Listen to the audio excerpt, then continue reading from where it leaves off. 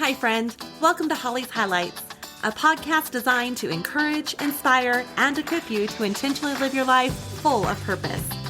I'm your host, Holly Curby, motivational speaker, leadership cultivator, marketing strategist, and personal cheerleader. Let's check out today's highlight. This episode is brought to you by Facelift, Embracing Hope Through Your Heartaches, an inspiring book that helps you see life's challenges through a fresh lens of faith, growth, and personal transformation. Whether you're navigating change or simply craving a deeper sense of purpose, Facelift offers encouragement with every chapter.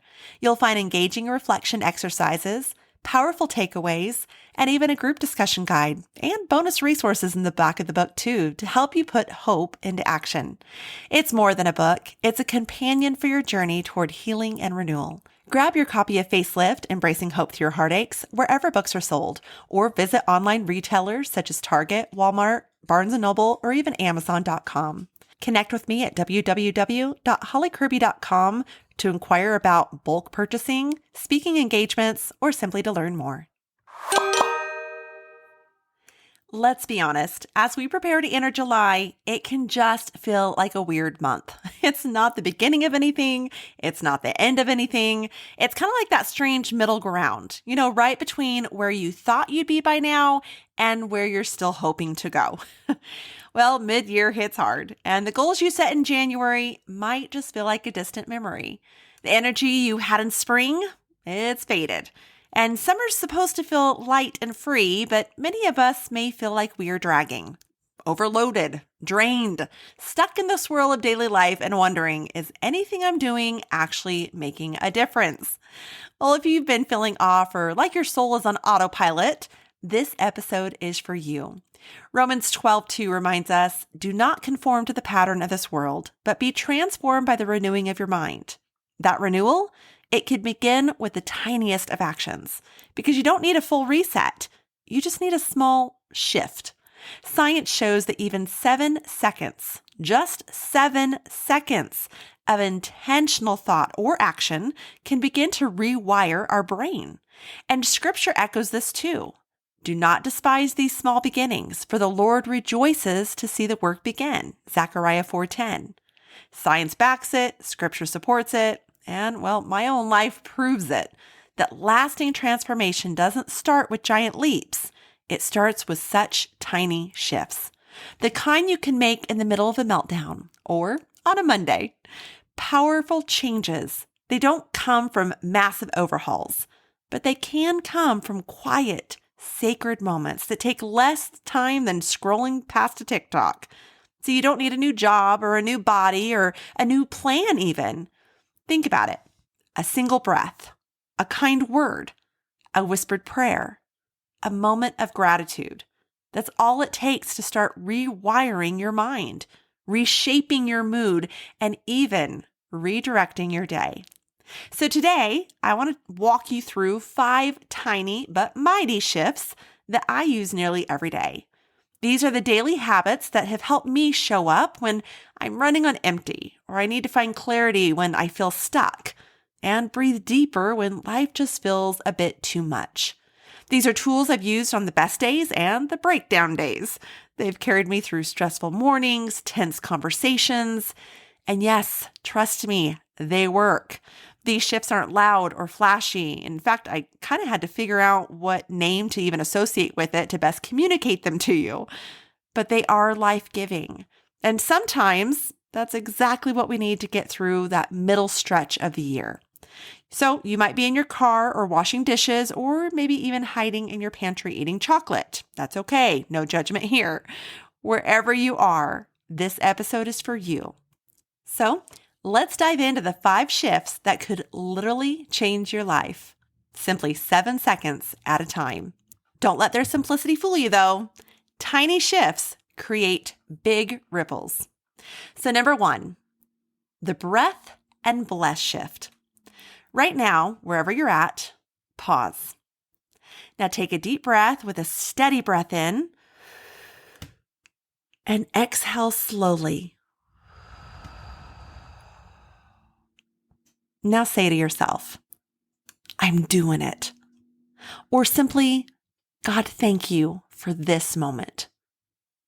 That moment of pause, that's powerful. According to the American Institute of Stress, deep breathing lowers cortisol levels and increases clarity in under a minute. And Psalms 46:10 tells us, "Be still and know that I am God." Now, I've used this on days when I put in a 12-hour workday amidst running kids from here to there and not skipping a beat, where the go, go, go of the day had me a little impressed at meeting every need and deadline. And yet that moment to breathe and then thank God for that moment to do so brought a sense of renewal. This is your reset button, a sacred micro moment in the middle of chaos, a breath, a blessing, a beginning. Number 2, the compliment shift. Say one kind thing to someone you love or even to yourself. Yes, I said to you. I have literally looked myself in the mirror and said, "You're doing great, mama."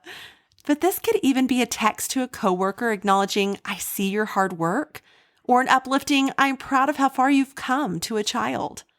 Research from Harvard shows that positive affirmations and compliments activate the reward centers in the brain. This builds trust and confidence and even connection. Kindness is contagious, my friends. So is courage. Proverbs 16:24 says, "Gracious words are a honeycomb, sweet to the soul and healing to the bones." Speak life, but don't forget to do so to that person in the mirror too. Number 3, the gratitude shift. Look around. Spot one thing, just one, that you're thankful for, and then say it out loud. Many a day, mine is for the squirrels running around from tree to tree. I just love squirrels. Or even for the bird bathing in the puddle as I'm stuck in slow traffic on the way to a meeting. Perhaps for you, it's warm coffee in your hands. Simply say thank you for whatever you see. This can even be applied to when you're having to do chores that can get us in a little bit of an attitude. So as we're loading dishes, maybe just say thank you that we have plumbing that has ability to even have a dishwasher to be able to wash those dishes. Or as you're doing the laundry, just being thankful that we have people to love to clothe, or again, for the modern conveniences of a washer and dryer. Studies from UC Davis in Northern California show that people who practice daily gratitude experience 25% more happiness and lower stress levels. Gratitude literally rewires the brain toward optimism and resilience. 1 Thessalonians 5:18 says, "Give thanks in all circumstances." Now notice this is not for all things, but in all things. Even in the messy, even in the mundane, give thanks. If you want to go deeper on this topic, or if you need more examples of gratitude or just more encouragement there, you can look back on every season here on Holly's Highlights at around November. So toward that end of the 20s, 21, 22, 23 episode, we cover different topics on giving thanks and gratitude. Number 4, the what matters shift. Are you feeling overwhelmed? Well, whisper or silently ask yourself the simple question, what actually matters right now? See, when your brain is spinning, this question brings you back. It declutters your mind and narrows your focus and brings peace. Decision fatigue, which we discuss in greater detail in season 4, episode 2, is very real. The shift in your mental clarity is a checkpoint. Jesus modeled this beautifully. In Luke 10:41-42, he said to Martha, "You're worried and upset about many things, but few things are needed, or indeed only one." Just today I was at the gas station filling up my car with gas, and I was thinking of my to-do next checklist. Well, then suddenly I implemented this shift, and it was so refreshing to actually have a wake-up moment where I simply enjoyed the warmth of the sun upon my cheek, the stillness that seemed to be around me, and suddenly I felt myself enjoying and soaking up just standing there. Let that whisper or that question to yourself cut through the noise. Focus on the one thing that matters most in the moment. And then number 5, the name it and release it shift. Feel like something's off? Don't shove it down. Don't numb it. Name it. I feel anxious. I feel lonely. I feel stretched too thin, whatever it is. Then breathe. Acknowledge it and even say, I release this. Or in my case, I release it through faith by saying, God, I give this to you. See, you're not weak for feeling or having a feeling. It's actually strength to speak it. Psychologist Dr. Dan Siegel from UCLA calls this name it to tame it. Neuroscience backs it up too. Simply identifying an emotion reduces its intensity and increases emotional regulation or emotional intelligence too. Psalm 55:22 tells us, cast your cares on the Lord and he will sustain you. Don't carry it alone. Let go of it, my friend. One named feeling at a time. So maybe July isn't about reinventing everything. Maybe it's about rerouting yourself in what matters most. Not chasing a whole new life, but noticing what's already good, what's already working, what's already within reach. These tiny shifts, they're more than habits. They are quiet acts of faith, of healing, of choosing peace in a world that really pushes pressure. Mid-year doesn't have to mean burnout. It can mean becoming, slowly, steadily, and intentionally.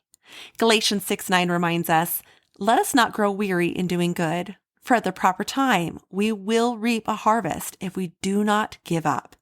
So don't give up. Choose one shift, just one.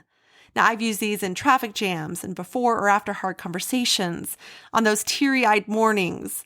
They work. So I would encourage you, try it today and tell me how it goes. Tag me on Instagram at Holly Curby or send me a message about which shift met you right where you were.